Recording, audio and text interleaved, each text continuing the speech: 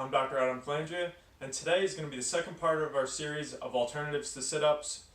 These are going to be exercises that can work the core, but might be a little bit better for your back than the traditional sit-up. So the first part, I'm going to go over some moves in that DeadBug position, or laying face up.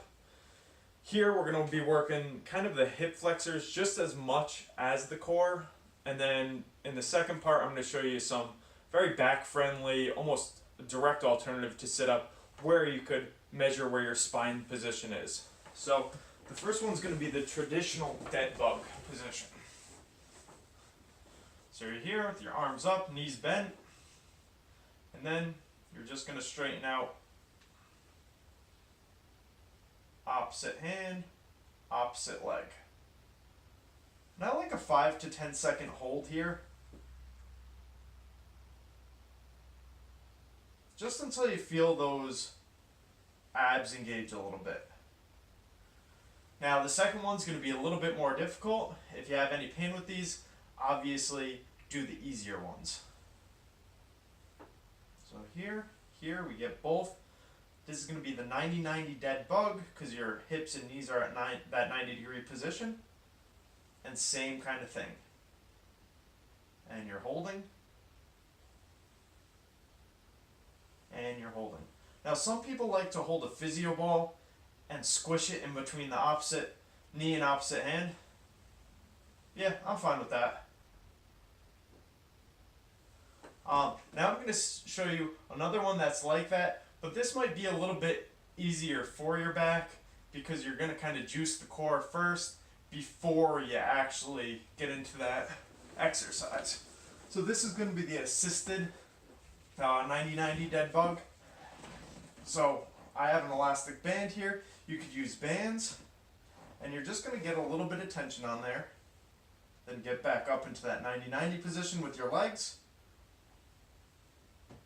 And same kind of thing. So you're holding there,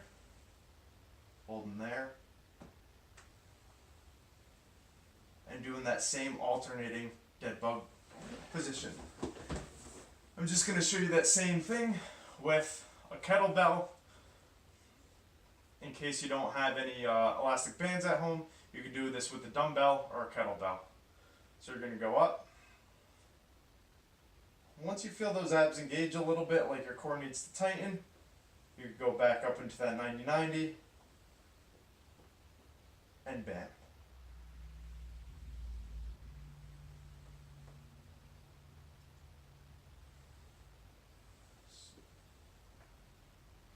So yeah, so there's a few different progressions of that DeadBug exercise. Now I'm going to show you that kind of spine-saving way to actually do a sit-up. So what you're going to do is you're going to put your hands behind your lower back to kind of give it that support on that arch. So you're going to put your hands back there and just relaxing one leg. You're going to keep one leg bent. This way you don't create a lot of extension in your lower back if you put both out.